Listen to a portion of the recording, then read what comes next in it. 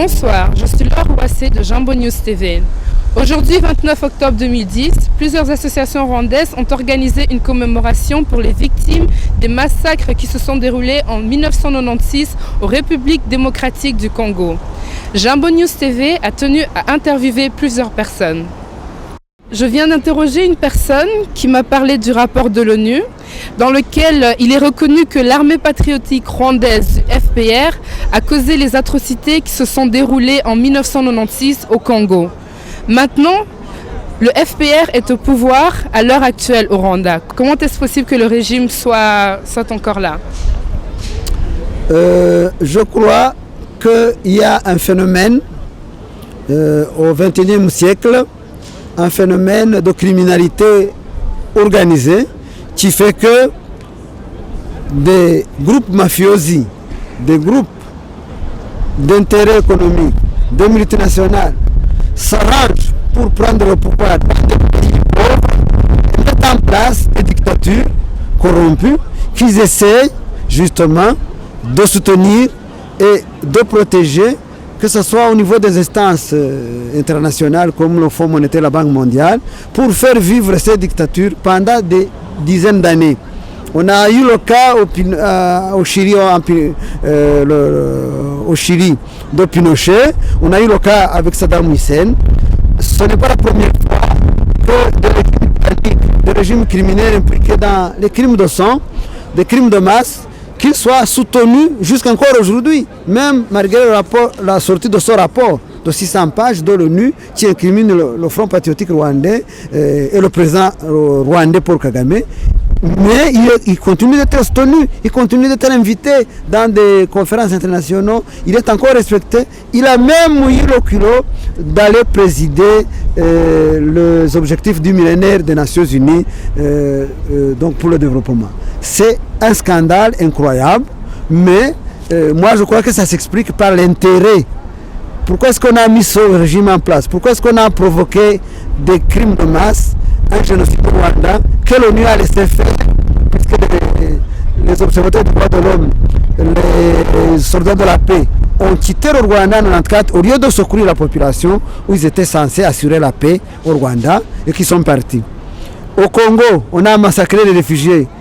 Et les organisations internationales, les réfugiés étaient sous la protection de l'ONU, mais l'ONU n'a rien dit jusqu'à aujourd'hui, sauf ce rapport qui vient de sortir émanant du Haut Commissariat aux droits de l'homme de l'ONU. Donc, on a toujours couvert, protégé des criminels depuis de longues années, et surtout lorsque ces criminels représentent les intérêts géopolitiques, géostratégiques dans des régions où les grandes puissances espèrent continuer à piller et à imposer leur façon de produire, leur culture de la violence apparemment.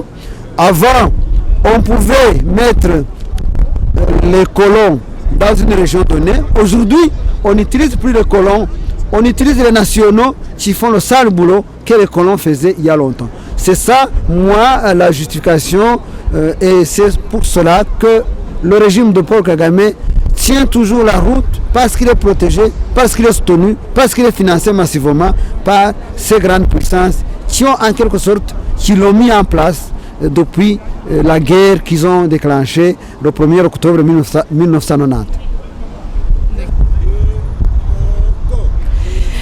Est-ce que les témoins des atrocités de 1996 qui sont relatés dans le rapport de l'ONU, est-ce qu'ils sont persécutés pour l'instant?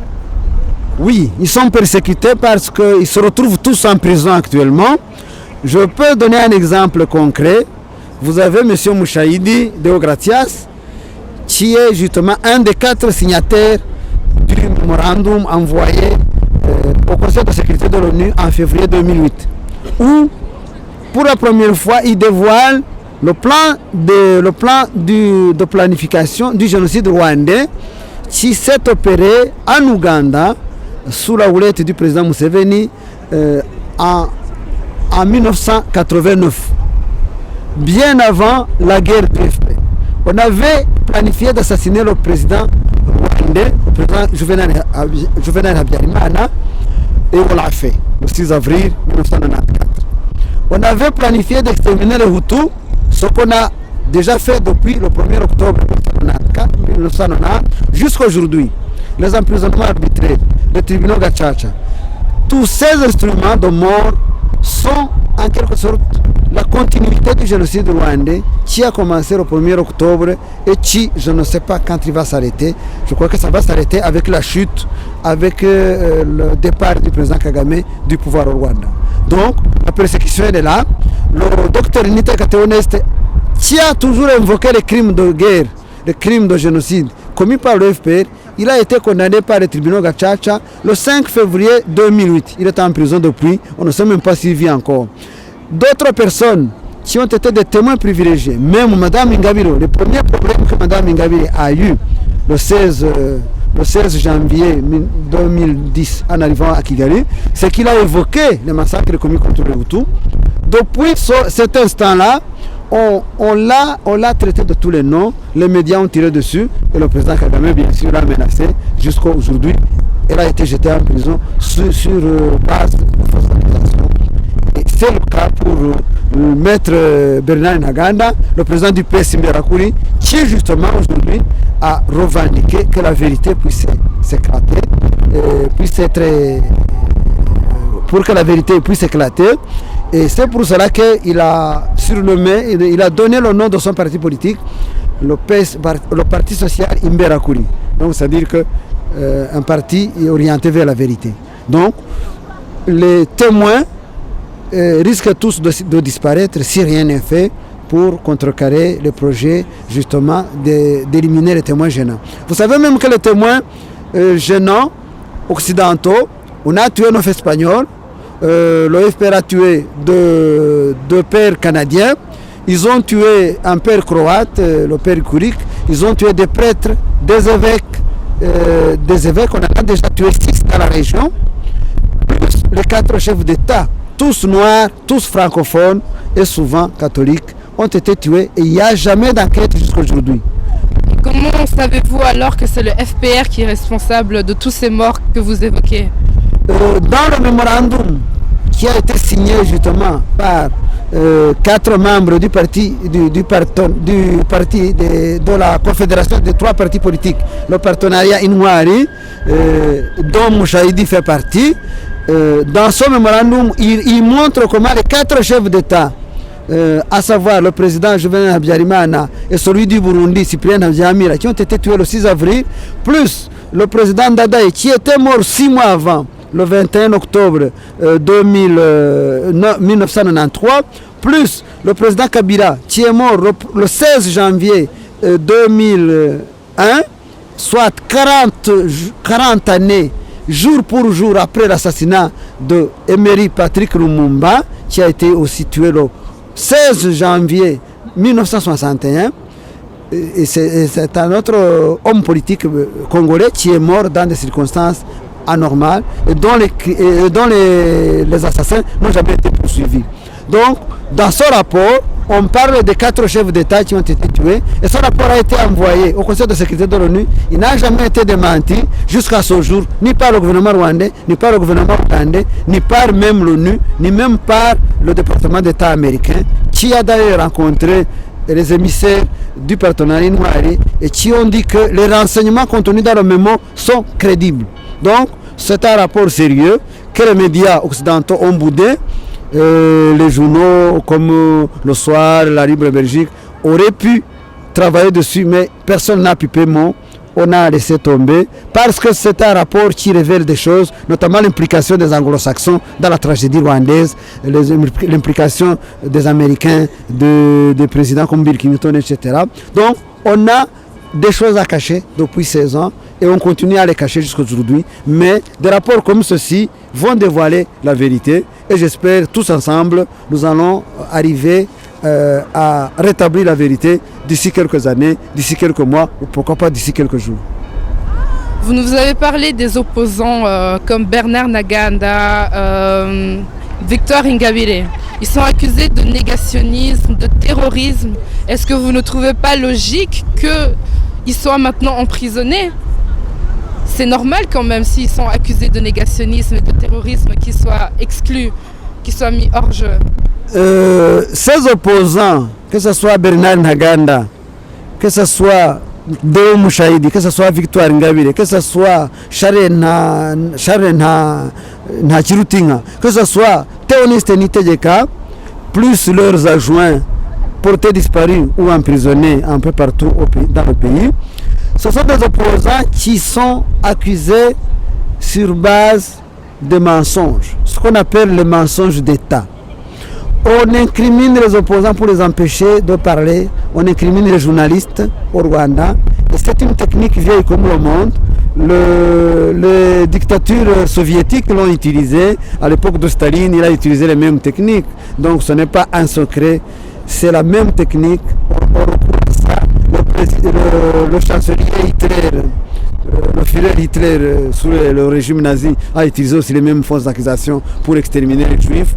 Il a accusé de tous les mots ce qu'il appelait les opposants et il s'est toujours arrangé pour les éliminer physiquement. Kagame aussi a toujours éliminé ses opposants physiquement. Vous vous rappelez l'ancien ministre de l'Intérieur, Seth Senachonga, qui a été assassiné à Nairobi le 16 mai 1998 et j'en cite d'autres, le colonel Isidé Théoneste, qui était aussi un ancien député du FPR, plus plusieurs membres du Front patriotique rwandais, dont le dernier qui a failli être assassiné en Afrique du Sud, le général Kayumba Nyamwasa. Donc tous les témoins ne doivent pas survivre. Aucun témoin ne doit survivre. C'est ça la technique que les criminels toujours essayent de maintenir. Vous savez, le principal témoin aussi dans l'accusation de l'attentat, M. Abdou Rouzibiza est mort récemment, soit dit de maladie, mais vous savez que les criminels savent provoquer des maladies aussi par des empoisonnements ou des intoxications.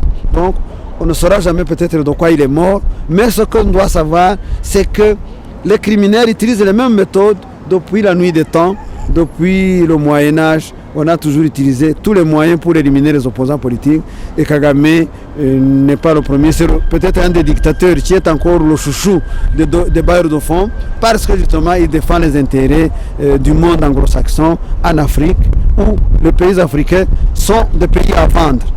D'accord. Mais vous dites que toutes les accusations sont des mensonges. Comment est-ce que vous en êtes aussi sûr? Est-ce que vous avez des preuves que ce sont des mensonges? Oui. Nous avons de nombreuses preuves qui attestent que les personnes qui ont été emprisonnées sous de fausses accusations l'ont été indûment, injustement condamnées. Prenez le cas de Mme Victoire Ingabire. Quand elle est rentrée, son discours est clair. Vous trouvez le mot sans la guerre, dans la paix, dans la non-violence à plusieurs reprises. Sur une page et demie, vous retrouvez au moins plus de 10 fois le mot paix, sans la guerre, pas besoin d'armée. Elle est rentrée, elle avait la conviction, et elle est là toujours, qu'elle peut changer les choses au Rwanda dans la non-violence.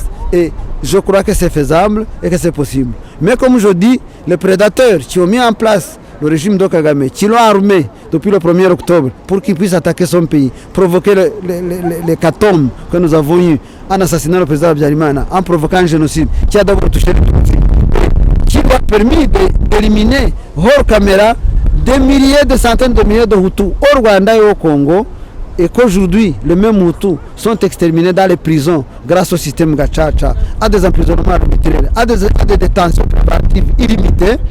Tout ça, tous ces instruments permettent d'éliminer la population Hutu et donc de continuer le génocide des Hutus qui est annoncé dans le mémorandum de sécurité au mois de février 2008.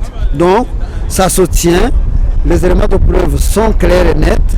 La volonté d'éliminer une partie de la population rwandaise, elle est là. Et les prédateurs occidentaux soutiennent ce projet, d'autant plus que jusqu'à aujourd'hui, personne n'a soutenu l'arrestation des criminels du Front patriotique rwandais, notamment ceux qui sont visés par les 40 mandats d'arrêt espagnols et les 9 mandats d'arrêt français.